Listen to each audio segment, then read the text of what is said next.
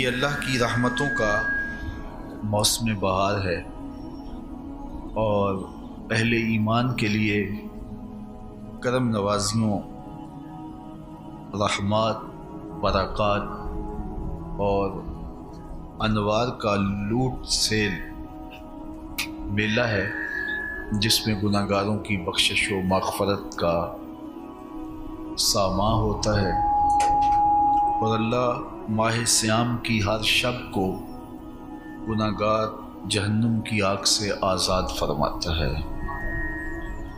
یہ بابرکت مہینہ اپنے دامن میں اتنی برکتیں لیے ہوئے جلوہ گر ہوتا ہے کہ رسول کریم صلی اللہ علیہ وآلہ وسلم نے ارشاد فرمایا، اگر لوگوں کو پتہ چل جائے کہ رمضان میں کیا ہے تو وہ آرزو کریں کہ پورا سال ہی رمضان رہے۔ اتنی برکتیں اور اتنی رحمتیں اللہ نے اس مبارک مہینے کے دامن میں ڈال دی ہیں۔ میں نے جو آپ کے سامنے آیت کریمہ تلاوت کی ہے، اس میں بھی اس مفہوم کو بیان فرمایا گیا کہ اے ایمان والو، تمہارے اوپر روزے فرض کیے گئے ہیں جس طرح تم سے پہلوں پہ فرض کیے گئے تھے۔ یا ایھا الذین آمنوا کتب علیکم الصیام کما کتب علی الذین من قبلکم۔ کیوں فرض کیے گئے؟ وجہ کیا ہے؟ لعلکم تتقون، تاکہ تم متقی بن جاؤ، تم پرہیزگار بن جاؤ۔ تو روزے کی فرضیت کا نتیجہ تقوی کا حاصل ہونا ہے، اتقاء کی دولت کا نصیب ہونا ہے۔ تو اس آیت کریمہ میں تین چیزیں بیان کی گئی۔ سب سے پہلی، اے ایمان والو، تمہارے اوپر روزے فرض کیے گئے۔ پھر دوسری بات، جس طرح تمہارے سے پہلوں پہ فرض کیے گئے۔ اور تیسری بات، تاکہ تمہیں تقوی کا نور نصیب ہو، تمہیں اتقاء کی دولت نصیب ہو۔ تو ایک تو روزے کی فرضیت کا حکم دیا گیا، اور دوسرا یہ تسلی دی گئی کہ یہ بھوک اور پیاس کی شدت تمہیں ہی نہیں کاٹنا پڑے گی، تم سے قبل بھی لوگ یہ عبادت کرتے رہے ہیں اور وہ اس مشکل عبادت سے تقوی کو حاصل کرتے رہے ہیں، اور تمہیں بھی ہم اس راستے سے تقوی نصیب کرنا چاہتے ہیں۔ علامہ حقی علیہ رحمہ نے لکھا ہے کہ ملک تحمور الثالث، یہ حضرت آدم علیہ السلام کی اولاد سے تیسرا بادشاہ گزرا ہے، اس کے زمانے میں قحط پڑ گیا تھا، تو اس نے اپنی قوم کو یہ حکم دیا کہ ایک وقت کا کھانا آپ کھا لیں اور ایک وقت کا کھانا بچائیں اور وہ قحط زدہ علاقوں میں بھیجیں۔ تو قوم نے اس حکم کو بصر و چشم قبول کیا اور ایک وقت کا فاقہ کاٹ کے اپنے ان بھائیوں کے لیے وہ کھانا بھیجتے جو قحط میں مبتلا تھے۔ قوم کی یہ ادا اللہ کو پسند آ گئی اور وقت کے نبی پر وحی کی گئی کہ تمہارے اس عمل کو ہم عبادت قرار دیتے ہیں۔ تو حضرت آدم علیہ السلام کے بعد متصل ہی یہ عبادت فرض کی گئی، اور پھر جتنی بھی ملتیں، قومیں اور امتیں آئیں، ان میں روزے کی تحسین کی گئی اور روزے کی تلقین کی گئی۔ قرآنی جتنی بھی کتابیں ہیں، اناجیل ہیں، تورات ہے، اس میں روزہ داروں کی تعریف موجود ہے۔ اور حضور علیہ السلام جب اس دنیا پہ تشریف فرما ہوئے تو آقا کریم روزے کی فرضیت سے پہلے بھی روزے رکھتے تھے۔ ویسے روزہ سن 2 ہجری کو فرض ہوا ہے، شعبان المعظم کے مہینے میں، لیکن اس سے قبل بھی ایام 20 کے حضور روزے رکھتے تھے، اور اس کے علاوہ بھی مختلف ایام میں اللہ کے محبوب روزے رکھتے تھے۔ روزے کی فرضیت کے بعد حضور علیہ السلام کی زندگی میں کل 9 رمضان آئے ہیں، جس میں 7 29 کے تھے اور 2 30 کے تھے۔ یہ بات ذہن میں رکھیے گا کہ روزے 29 ہوں ثواب پھر بھی 30 کا ہی دیا جاتا ہے۔ تو زیادہ تر جو رمضان المبارک کے مہینے ہوتے ہیں وہ 29 کے ہوتے ہیں، 30 کے کم ہوتے ہیں۔ حضور کی زندگی میں 9 میں سے 7 جو ہیں وہ 29 کے ہوئے اور 2 30 کے ہوئے، تو ثواب پورے 30 کا ہی ہے۔ بعض لوگوں کو زیادہ ہی مسئلہ ہوتا ہے، 29 ہو جائیں تو یہ اللہ کا کرم ہے کہ روزہ رکھنا بھی نہیں پڑا اور 30ویں کا ثواب بھی مل گیا، لیکن وہ شور مچا دیتے ہیں کہ یہ روزہ کھا گئے ہیں۔ میرا نہیں خیال کہ کسی کو اپنے ذمے اتنی بڑی امت کا بوجھ لینے کی پریشانی ہو اور وہ خام خواہ ایک روزے کے لیے پوری امت کا بوجھ اپنے کندھوں پہ ڈال لے۔ تو 29 روزے ہوں یا 30 ہوں، اللہ ثواب پورے 30 کا ہی عطا کرتا ہے۔ روزہ اللہ تعالیٰ جل شانہ کی رضا اور اس کی محبت کے حصول کا ذریعہ ہے، اور اس کا عملی نتیجہ جو اس آیت کریمہ میں بیان کیا گیا وہ تقوی ہے۔ لعلکم تتقون، روزہ اس لیے فرض کیا گیا کہ تمہیں تقوی نصیب ہو جائے، اتقاء کی دولت نصیب۔ اب سوال یہ ہے، کیا تقوی بھوک اور پیاس سے حاصل ہوتا ہے؟ پیاس کاٹنے سے، بھوک کاٹنے سے کیا تقوی نصیب ہو جاتا ہے؟ صبح سے لے کر شام تک روزہ رکھنے کی تلقین کی گئی۔ یہاں ناروے میں اور مختلف ممالک کے اندر 20 گھنٹے کا روزہ ہے، اور ہمارے بھی یہاں 16-17 گھنٹے مسلسل شدت کی گرمی میں بھوک اور پیاس کاٹنا ہوتی ہے۔ اتنا طویل دورانیہ جو بھوک اور پیاس کاٹی ہے، اس کا مقصد رزق بچانا نہیں ہے، بلکہ وَيُزَادُ فِيهِ رِزْقُ الْمُؤْمِنِ، ماہ صیام میں مومن کا رزق بڑھ جاتا ہے۔ آپ اپنا بجٹ دیکھ لیجئے، باقی مہینوں کی نسبت ماہ صیام میں آپ کے اخراجات زیادہ ہوتے ہیں اور کشادگی ہوتی ہے۔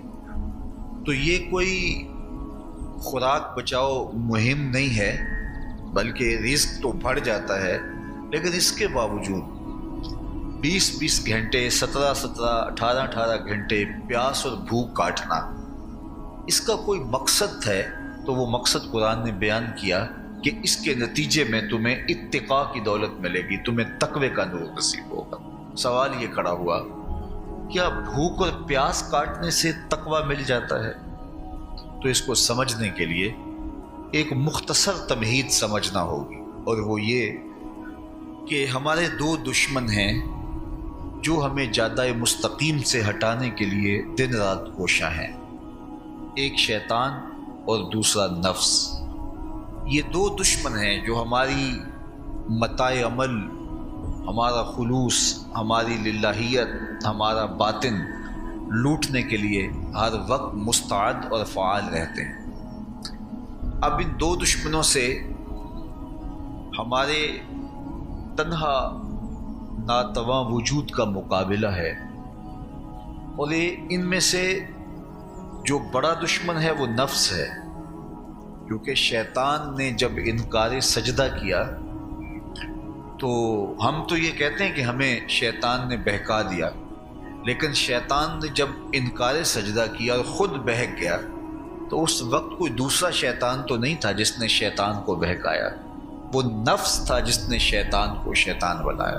اس نے اندر سے کہا انا خیر منہ، میں بہتر ہوں۔ تو یہ انانیت جو تھی، انا خیر منہ، اس نے اس کو بہکایا۔ تو شیطان کو شیطان بنانے والا نفس ہے، تو نفس شیطان سے بھی بڑا دشمن ہے۔ ایک بزرگ تھے، وہ ساری زندگی اپنی زبان پہ انا کا لفظ نہیں آنے دیتے تھے۔ اس مفہوم کو بیان کرنا ہوتا تو وہ الفاظ دیگر بیان کرتے، میں کا لفظ، انا کا لفظ، وہ اپنی زبان پہ ساری زندگی انہوں نے جاری ہی نہیں ہونے دیا۔ کہتے تھے اس لفظ نے شیطان کا بیڑا غرق کر دیا، تو میں یہ لفظ زبان پہ آنے نہیں دوں گا۔ اچھا، بندے بھی بڑے عجیب ہوتے ہیں، کسی نے کہا لو ان کی زبان پہ یہ لفظ آتا کیوں نہیں، میں جاتا ہوں اور ان کی زبان پہ یہ لفظ آئے ہی آئے، چلے گئے۔ بزرگ تشریف فرما تھے، نماز کا وقت قریب ہو رہا تھا، حضرت ایک مسئلہ پوچھنے آیا ہوں، کہا پوچھئے۔ شیطان کو کس چیز نے برباد کیا؟ حضرت آپ تو بولیں گے کہ میں نے، آنا نے، تو کہوں گا جیسے بھی ہوا ان کے زبان پہ لفظ میں تو آ ہی گیا نا۔ تو وہ بزرگ بھی بڑے سیانے تھے، اس کی نیت کا کھوٹ سمجھ گئے، فرمانے لگے بیٹا نماز کا وقت ہو گیا ہے، نماز پڑھ لیتے ہیں پھر اس پہ بات ہوتی ہے۔ نماز ہوئی، سلام پھرا تو خود ہی فرمانے لگے کسی نے کہا تھا کہ شیطان کو کس چیز نے برباد کیا، جواب دینا چاہ رہا ہوں، کس نے پوچھا تھا؟ جھٹ کھڑا ہو گیا، میں نے کہا اسی چیز نے اس کا بیڑا غرق کر دیا۔ تو جو نفس تھا وہ شیطان کو شیطان بنانے والا ہے، تو ہمارے ساتھ نفس بھی لگا ہوا ہے، ہمارے پیچھے شیطان بھی لگا ہوا ہے۔ شیطان بھی بڑا مکار دشمن ہے، چھوٹا دشمن یہ بھی نہیں ہے۔ یہ ہماری متاع عزیز کو، متاع ایمان کو، متاع عمل کو، متاع خلوص کو لوٹنے کے لیے دن رات مستعد اور فعال رہتا ہے۔ اللہ کے محبوب نے فرمایا الشیطان جاسم علی قلب ابن آدم فَإِذَا ذَكَرَ اللَّهَ خَنَسَ وَإِذَا غَفَلَ وَسْوَسَ۔ شیطان اولاد آدم کے دل پہ قبضہ جما کے بیٹھ جاتا ہے، جب یہ اللہ کا ذکر کرتا ہے تو بھاگ جاتا ہے، اور جب یہ اللہ کے ذکر سے غافل ہوتا ہے تو یہ وسوسہ اندازی کرتا ہے۔ تو شیطان اولاد آدم کے دل پہ قبضہ جماتا ہے، اسے پتہ ہے کہ دل قابو میں آ گیا تو پورا بدن قابو میں آ گیا، چونکہ میرے اعضائے بدنیاں میرے دل کے تابع ہیں۔ موسم اچھا ہے، رت سہانی ہے، صحن چمن میں پھول کھلے ہیں، لیکن میرا دل نہیں چاہ رہا تو ٹانگیں جنبش ہی نہیں کریں گی، مرغن غذائیں سامنے پڑی ہیں اور آپ کا تقاضا ہے کہ جناب لے لیجئے، لیکن میرا جی نہیں چاہے گا تو ہاتھ جنبش نہیں کریں گے۔ آسمان ستاروں اور کہکشاؤں سے بھرا ہوا ہے، جی نہیں چاہے گا تو نظر نہیں اٹھے گی۔ آپ سماعتیں بچھائے بیٹھے تھے، جی نہیں چاہے گا زبان نہیں بولے گی۔ تو پورے آزاد دل کے تابع ہیں، اور اگر دل شیطان کے تابع ہو گیا، اس کے ہتھے چڑھ گیا، تو پھر اعضاء وہی کریں گے جو شیطان چاہے گا۔ اور اگر یہ دل مالک کی محبت سے سرشار ہوگا تو پھر دل جو چاہے گا وہی اعضاء کریں گے، تو دل اللہ کی نافرمانی کی چاہت ہی پیدا نہیں ہونے دے گا، تو اعضائے بدنیاں کا رخ بھی اللہ کی رضا کے حصول کے لیے ہوگا۔ تو شیطان بھی قبضہ دل پہ جماتا ہے اور دل کو قابو میں کر کے حضرت انسان کا بیڑا غرق کرتا ہے۔ اللہ تعالیٰ کا کرم یہ ہوا اذا جاء رمضان سلسلۃ الشیاطین، اللہ کے محبوب علیہ السلام ارشاد فرماتے ہیں جب ماہ صیام آتا ہے تو شیاطین جکڑ دیے جاتے ہیں، جنت کے دروازے کھول دیے جاتے ہیں، جہنم کے دروازے بند کر دیے جاتے ہیں۔ اب ہمارے دو دشمن تھے، ایک نفس اور دوسرا شیطان، دونوں کے مقابلے میں ناتواں اور کمزور جان کو مقابلے میں آنا پڑتا تھا، لیکن جب ماہ صیام آیا، یہ ماہ انور آیا، تو ہمارے دو دشمنوں میں سے ایک دشمن باندھ دیا گیا۔ اب ہمارا مقابلہ صرف ایک دشمن سے رہ گیا۔ دیکھیے ماہ رمضان آتا ہے تو مسجدوں کے در کشادہ ہو جاتے ہیں، لوگوں کا رجحان دین کی طرف ہوتا ہے، جو 5 نمازیں بھی نہیں پڑھتے ہوتے ان کو تراویح میں بھی کھڑا ہوتا دیکھتے ہیں، اہتمام ہوتا ہے، نیکی کا، صدقہ و خیرات کا ماحول پیدا ہوتا ہے۔ ایسا کیوں ہے کہ شیطان بند گیا، لیکن اس کے باوجود نظر بھٹک رہی ہے، خیالوں میں آوارگی ہے، اور رشوت کا بازار گرم ہے۔ کیوں کہ ابھی نفس موجود ہے۔ تو نیکی کا جو ماحول پیدا ہوا یہ شیطان کے بند جانے کی وجہ سے، اور برائی کا ماحول اب بھی موجود ہے یہ نفس کے موجود ہونے کی وجہ سے۔ تو ہمارے دو دشمن ہیں جو ہمیں جادہ مستقیم سے ہٹاتے ہیں، ایک شیطان اور دوسرا نفس۔ اب جب ماہ صیام آیا تو شیطان باندھ دیا گیا، اب ہمارا مقابلہ صرف نفس سے ہے، اور یہ نفس شیطان سے بھی بڑا دشمن ہے۔ شیطان کو شیطان بنانے والا نفس، اور وہ ہمارے ساتھ جڑا ہوا ہے۔ ماہ صیام میں شیطان تو بند گیا لیکن نفس نہیں بندھا۔ اب ہمیں اپنے نفس کو کمزور کر کے اور اپنی فتح حاصل کرنی ہے اور تقوی کی منزل کو پانا ہے۔ اب شیطان تو اللہ نے باندھ دیا، اب نفس کو کیسے باندھیں؟ تو آئیے نفس کی بندش کیسے ہوگی یہ کسی ایکسپرٹ سے پوچھیں گے کہ یہ کیسے اس کو باندھیں گے، اس کو کیسے قابو میں کریں گے۔ تو کسی ایسے شخص سے پوچھیں جو اس شعبے کا ماہر ہو۔ تو علامہ اقبال کے مرشد ملا جلال الدین رومی علیہ رحمہ کہتے ہیں آؤ تمہیں میں ایک معالج کا پتہ دیتا ہوں جو تمہیں اس بیماری کا علاج بتائے گا اور اس کی بندش کے طریقے بتائے گا۔ شیخ رومی علیہ رحمہ فرماتے ہیں ہفت شہر عشق را اتار گشت ما ہنوز اندر خم یک کوچام۔ عشق کے ساتوں شہر شیخ فرید الدین اتار گھوم چکے ہیں، اور میرے جیسا شخص عشق کے پہلے شہر کی پہلی گلی کے کونے پہ کھڑا ہے۔ اب اندازہ کیے کہ جن کا پتہ حضرت ملا جلال الدین رومی دے رہے ہیں وہ کس بلند مرتبے پہ فائز المرام ہے۔ فرمایا کہ وہ عشق کے ساتوں شہر گھوم چکے ہیں اور میں پہلے شہر کی پہلی گلی کی نکر پہ کھڑا ہوں۔ اب شیخ فرید الدین علیہ رحمہ سے پوچھئے کہ شیطان تو بند گیا، اب نفس کا وبال ہمارے اوپر پڑ رہا ہے اور ہم اس کے باوجود ماہ صیام کے اندر گناہوں میں منہمک ہیں، تو ہمیں بتایا جائے کہ اس نفس کا علاج کیسے کیا جائے۔ ہمیں آپ کا پتہ بتایا گیا ہے۔ تو شیخ فرید الدین اتار بولے نفس نتواں کشت الا باسے چیز بات گوئم یاد گیرش اے عزیز۔ نفس نہیں مرتا، لیکن اگر تین اسلحے تیرے پاس ہوں تو یہ ٹھہر بھی نہیں سکتا۔ وہ تین اسلحے کون سے ہیں؟ خنجر خاموشی و شمشیر جو، نیزائے تنہائی و ترک ہجو۔ خاموشی کا خنجر، بھوک کی تلوار اور تنہائی کا نیزہ، یہ تین اسلحے ایسے ہیں اگر تو یہ لے کر کے نفس پہ ٹوٹ پڑے تو پھر نفس کا مقابلہ تیرے لیے آسان ہوگا۔ خنجر خاموشی، خاموشی کا خنجر، اللہ کے محبوب علیہ السلام نے فرمایا من صامت نجا، جو خاموش ہو گیا وہ نجات پا گیا، کیونکہ انسان کی زندگی کی زیادہ آفتیں اس کی زبان کی وجہ سے۔ آپ اپنے گناہوں کا اور میں اپنے گناہوں کا اگر احتساب کروں تو ہمیں سب سے زیادہ گناہ زبان کے ملیں گے۔ آنکھیں بھی گناہ کرتی ہیں، ہاتھ بھی گناہ کرتے ہیں، پاؤں بھی گناہ کرتے ہیں، لیکن سب سے زیادہ گناہ زبان کرتی ہے۔ جھوٹ بھی بولتی ہے، غیبت بھی کرتی ہے، شکوہ بھی کرتی ہے، گالی سب و شتم اور کیا کچھ زبان کے گناہ ہیں۔ اسی لیے اللہ کے محبوب نے فرمایا جو تمہارے دو جبڑوں کے درمیان ہے یعنی زبان، اور دو ٹانگوں کے درمیان ہے تمہاری پارسائی کی جگہ، تم ان دو چیزوں کی مجھے ضمانت دے دو، میں محمد تمہیں جنت کی ضمانت دے دیتا ہوں۔ تو انسان کے سب سے زیادہ گناہ زبان کے ہیں اور اس کی پارسائی کی جگہ کی۔ تو اس لیے میرے حضور نے فرمایا من صمت نجا، جو خاموش ہو گیا وہ نجات پا گیا۔ خنجر خاموشی، خاموشی کا خنجر نفس کشی کا ایک مؤثر ذریعہ۔ اور دوسری بات بشمشیر جو، اور بھوک کی تلوار، تو بھوک سے نفس کا مقابلہ کیا جا سکتا ہے، بھوک کی تلوار سے نفس کا سر کاٹا جا سکتا ہے۔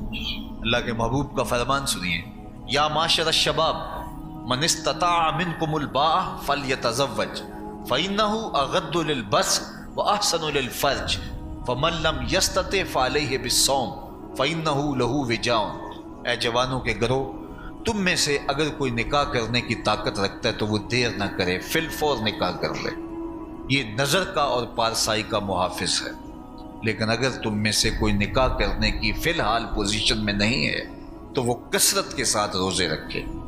روزے قاطع شہوات ہیں، تو بھوک سے نفس کو جو ہے وہ روکا جا سکتا ہے، اس کو لگام ڈالی جا سکتی ہے۔ تیسری بات نیزہ تنہائی، تنہائی کا نیزہ، فرمایا گیا کہ العافیت فی العزلہ، کہ تنہائی کے اندر ہی عافیت ہے۔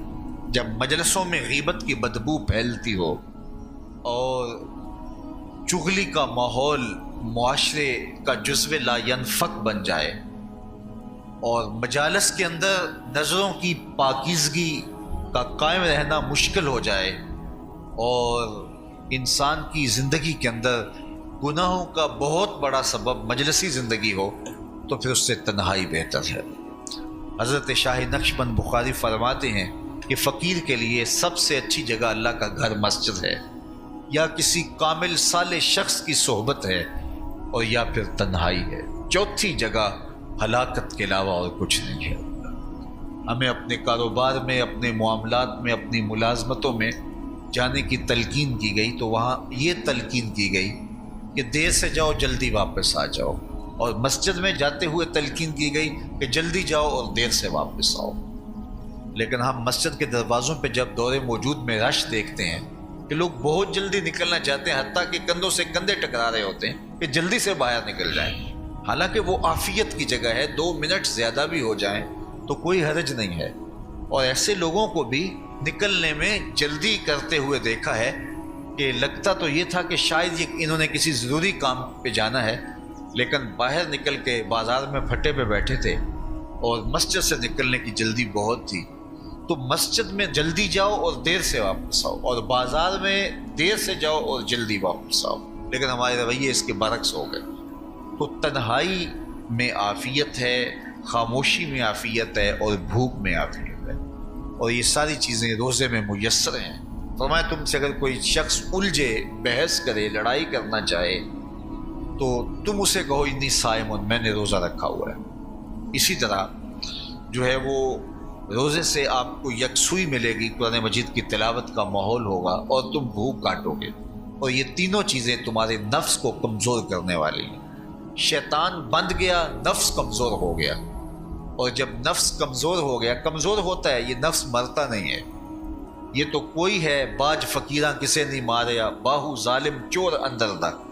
یہ اندر والا چور جو ہے وہ اتنی آسانی سے قابو آتا ہی نہیں ہے، یہ پھر سر اٹھا لیتا ہے۔ اس کو جتنا کچلو، یہ کچھ عرصے کے بعد تھوڑی سی خوراک ملتی ہے تو پھر سر اٹھا لیتا ہے۔ حضرت بایزید بستامی کہتے ہیں میں نے اپنے نفس کو ایک دن کہا کہ میں تجھے خوراک بھی نہیں دیتا اور تو پھر بھی موٹا تازہ ہے، تو میرے نفس نے مجھے کہا کہ اے بایزید جب تم بازار سے گزرتے ہو تو لوگ انگلیاں اٹھا اٹھا کہتے ہیں یہ بایزید جا رہا ہے، یہ بایزید جا رہا ہے، تو مجھے میری غذا اور خوراک اس سے مل جاتی ہے۔ تو یہ خوراک ہوتی ہے نفس کی۔ تو نفس بہت ظالم ہے اور ساری زندگی اس سے لڑتے ہوئے گزرتی ہے۔ وہ کسی نے کہا تھا نا تمام عمر طوفان سے کھیلتے گزری، نیا کے ڈوبنے کا ڈر بھی رہا۔ تو یہ ساری زندگی اس طرح ٹکراتے ہوئے سے گزرتی، لیکن جب کمزور ہو جائے تو پھر یہ شیطان کو جو ہے وہ موقع نہیں دیتا ہے۔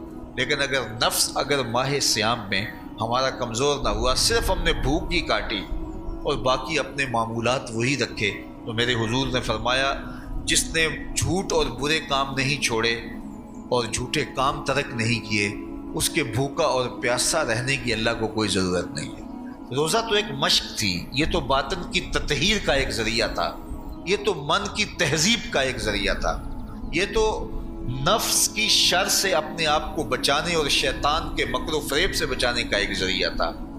دیکھیے شیطان بن جاتا ہے ماہ صیام میں، حدیث واضح ہے، لیکن نفس موجود رہتا ہے۔ اگر نفس کمزور ہو گیا تو شیطان چھٹ کے بھی کچھ نہیں کرے گا، کیونکہ شیطان باہر کا دشمن ہے، نفس اندر کا دشمن ہے۔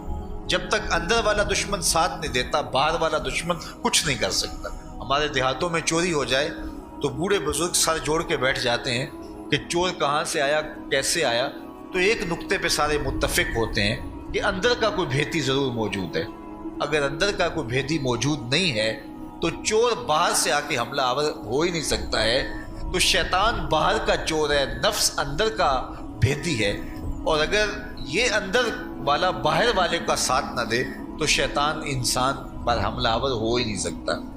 اس لیے اس کو قابو کر لیں، اس کو رام کر لیں، تاکہ شیطان چھٹنے کے باوجود بھی جو ہے وہ ہمارے اوپر حملہ آور نہ ہو سکے۔ ورنہ وہ تو پیچ و تاب کھا رہا ہے کہ یہ جو تم نمازیں پڑھتے ہو، سروں پہ ٹوپیاں تم نے پہنی ہیں اور بڑے شریف بن کے مسجد میں جا رہے ہو، ذرا چھٹ لوں، عید کے دن ہی جو ہے وہ تمہارا سارا کیا دھرا برباد نہ کیا تو مجھے شیطان نہ کہنا۔ تو وہ سب کچھ برباد کر دیتا ہے اگر ہمارے نفس کی تہذیب نہیں ہوتی۔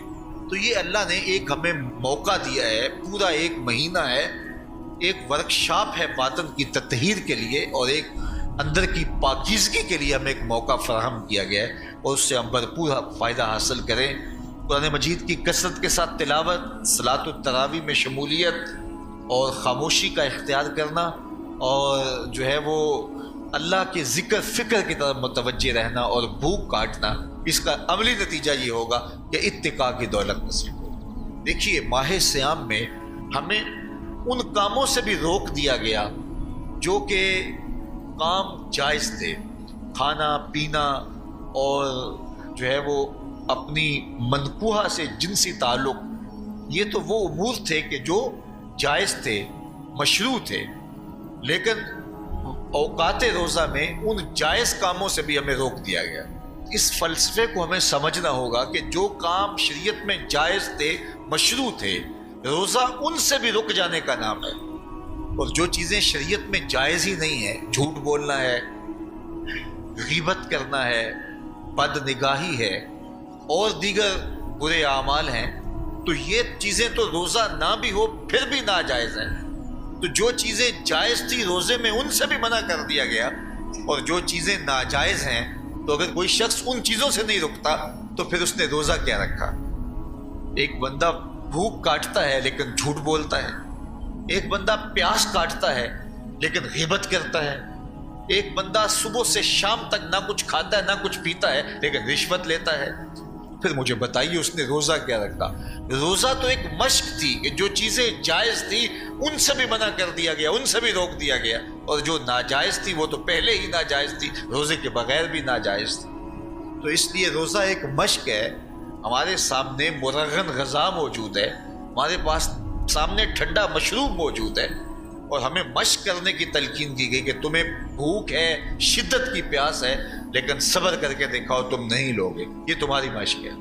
تو پھر جو حرام ہوگا، اللہ کی طرف سے ممنوع ہوگا، تو اس کو تم کس طرح لوگے جب تمہاری یہ مشق ہو چکی؟ لیکن ہم اس مشق کے اندر ہی جب ان سے نہیں رکیں گے تو پھر ہمارا روزہ ہی نہیں ہوگا، پھر بھوک اور پیاس کاٹنے کے علاوہ کچھ نہیں ہوگا۔ بہت سارے روزہ دار ایسے ہیں جن کا روزہ سوائے بھوک اور پیاس کاٹنے کے کچھ نہیں۔ اس لیے جن چیزوں سے اللہ نے منع کیا ہے ان سے تو رکنا ہی رکنا ہے، جو چیزیں مشروع ہیں ان سے وقتی طور پہ روکا گیا تو ان سے بھی روک کر کے روزے کی تکمیل کی جائے۔ اچھا، روزے میں ایک اور چیز ہے کہ ہمارے صوفیاء مراقبہ کر کے ایک دولت پاتے ہیں، اور وہ کیا کہ اللہ دیکھ رہا ہے۔ وہ مراقبے میں بیٹھ جاتے ہیں اور اس تصور میں ڈوب جاتے ہیں کہ میرا اللہ مجھے دیکھ رہا ہے، اور یہ یقین اپنے اندر اتارتے رہتے ہیں۔ اس کا نتیجہ یہ ہوتا ہے کہ پھر گناہ کرنا مشکل ہو جاتا ہے۔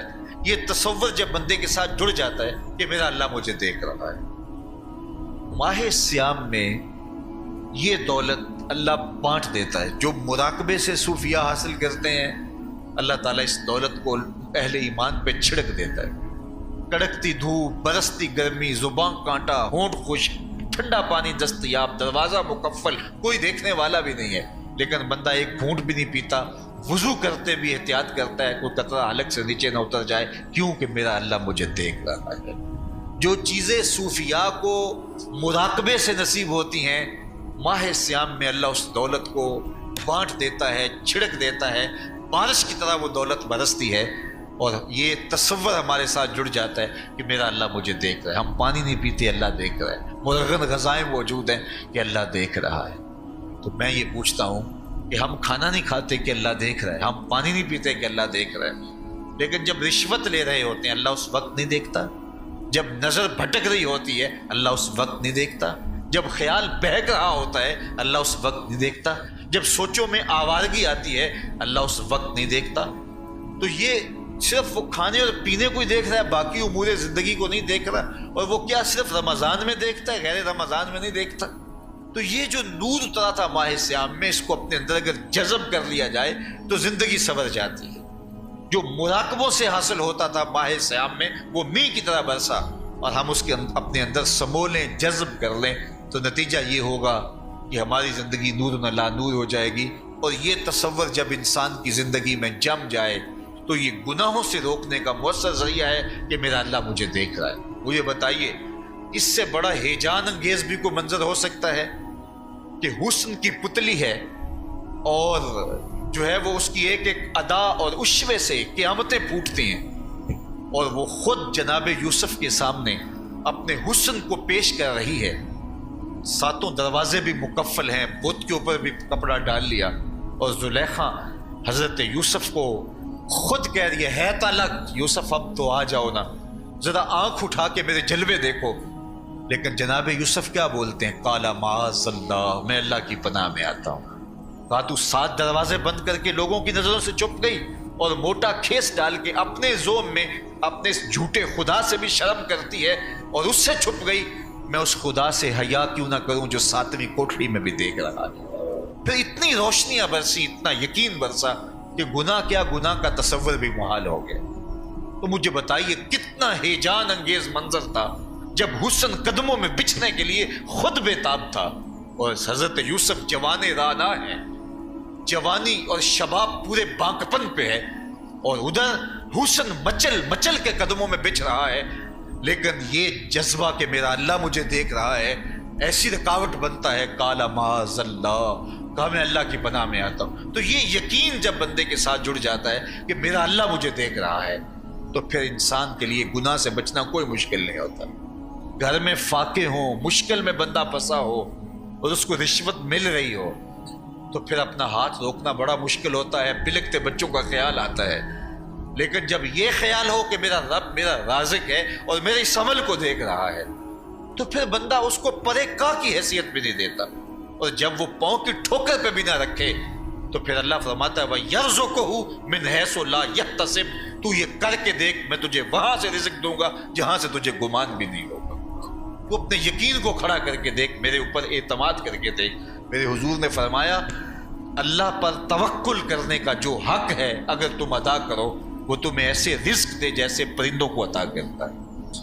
صبح گھر سے نکلتے ہیں خالی پیٹ ہوتے ہیں، ہمیں تو پتہ ہے دفتر میں جانا ہے، ہمیں تو پتہ ہے دکان پہ جانا ہے، ہمیں تو پتہ ہے فیکٹری میں جانا ہے، ہمیں تو پتہ ہے کہ ہم نے فلاں جگہ جا کے دہاڑی لگانی ہے، لیکن ان کا کوئی کاروبار نہیں ہوتا، کوئی فیکٹری نہیں ہوتی۔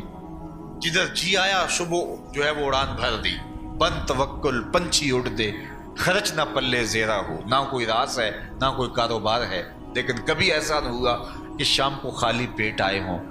تو کہا اگر تم اللہ پہ توکل کر لو، وہ بھی تمہیں ایسے رزق دے جیسے پرندوں کو رزق عطا کرتا ہے۔ پرندوں میں سے ایک پرندہ ہے ہنس، یہ سچے موتی کھاتا ہے، اور آپ پنساری کے پاس موتی لینے جائیں تو ہزاروں روپے تولے کے ماشے کے حساب سے آپ لیں، تو پھر بھی آپ سوچتے ہیں کہ پتہ نہیں یہ خالص دیے یا نہیں دیے۔ وہ اتنے نایاب اور کامیاب ہیں کہ آپ ماشوں اور تولوں میں خریدتے ہیں اور پھر بھی آپ کو شک رہتا ہے کہ یہ خالص ہیں یا کہ نہیں۔ اور ہنس کھاتا ہی وہ ہے، اور دنیا پر ایک نہیں لاکھوں کروڑوں ہنس ہیں، اور روزانہ صبح و شام کھاتے ہیں اور پیٹ بھر کے کھاتے ہیں، اور اللہ انہیں روز عطا بھی کرتا ہے۔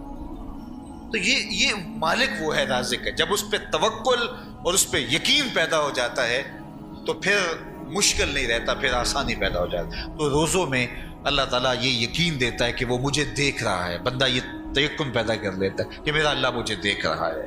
بعض کا چھوٹے بچے روزہ رکھ لیتے ہیں تو مائیں بے چین ہو جاتی ہیں، جب دوپہر کے وقت پھول جیسے بچے کملا جاتے ہیں تو مائیں انہیں بند کمرے میں کوئی کھانا یا کوئی ٹافی یا کوئی اور چیز یا چاکلیٹ دیتی ہیں کہ بیٹے یہ کھا لو، تو وہ بچے نہیں کھا رہے ہوتے، تو مائیں کہتی ہیں پتر کھا لو کوئی نہیں دیکھ رہا، تو وہ بچے بھی کہتے ہیں اللہ دیکھ رہا ہے۔ تو وہ جو صوفیاء کو مراقبوں سے ملتا ہے وہ ایک بچے کو بھی نصیب ہو رہا ہے کہ میرا اللہ مجھے دیکھ۔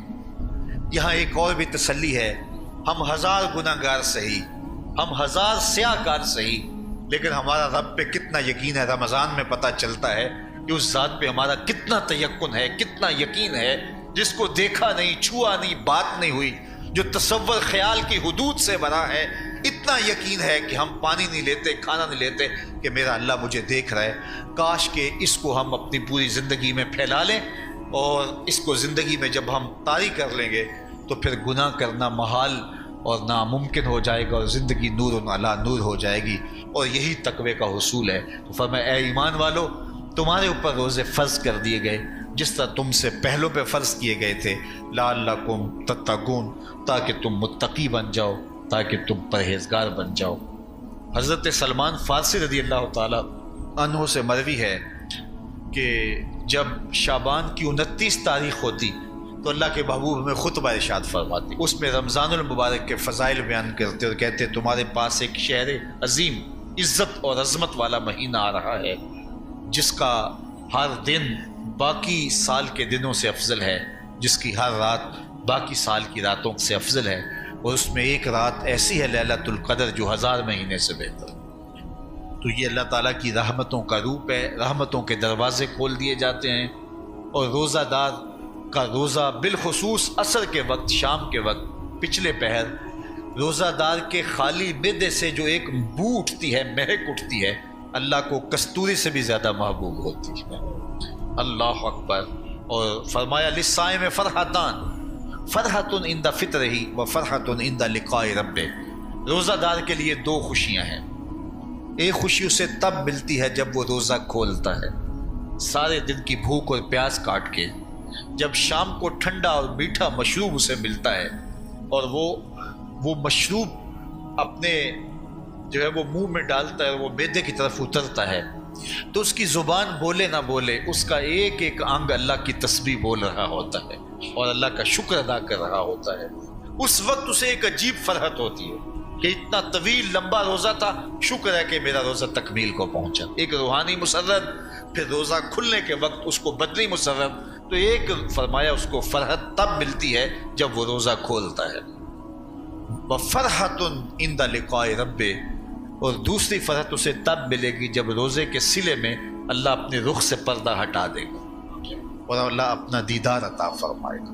तो ये रोज़ेदार के लिए खुशियाँ हैं। खुश नसीब हैं वो लोग जो माह सियाम के रोज़े पूरे खुशबू खुजू के साथ रखते हैं और इसकी बरकतों से माला माल होते हैं। वरना बाज़ लोग मैंने ऐसे भी देखे हैं, वो छोटी छोटी बीमारियों का बहाना बना के रोज़ा तर्क कर देते हैं और उन्हें हौसला ही नहीं पड़ता रोज़ा रखने का, क्योंकि अस्सौमु निस्फु सब्र, रोज़ा आधा सब्र है। मैं समझता हूँ, मैं शुगर का मरीज़ हूँ और 4 से 5 घंटे अगर मुझे कुछ खाने को ना मिले तो मेरी तबीयत में ऐसा इस्तराब और बेचैनी पैदा हो जाती है कि मैं घर वालों से उलझने की कैफियत में भी आ जाता हूँ। लेकिन माह सियाम में 20 घंटे भी काट लेता हूँ, लेकिन मेरी तबीयत पे कोई बोझ इसलिए नहीं होता कि मैं अल्लाह की रज़ा को अपने जहन के एक एक गोशे में रखे हुए होता हूँ। तो ये आधा सब्र है, ये सब्र सिखाता है। और फिर रोज़े से जब हम भूख काटते हैं तो गुरबा मसाकीन, वो लोग जो बेचारे भूख और प्यास काट के ज़िंदगी गुजारते हैं, उनका भी हमें ख्याल आता है कि हमें तो अपने इख्तियार से चंद लम्हों के लिए भूख काटनी पड़ी, तो इसकी कुल्फत और इसकी अजियत इतनी है। तो जो शख्स मजबूरी की वजह से काटते हैं और उनके बिलकते बच्चे उनके सामने होते हैं, तो फिर उनका आलम क्या होगा। तो इससे फिर सदका और खैरात का माहौल पैदा होता है और हम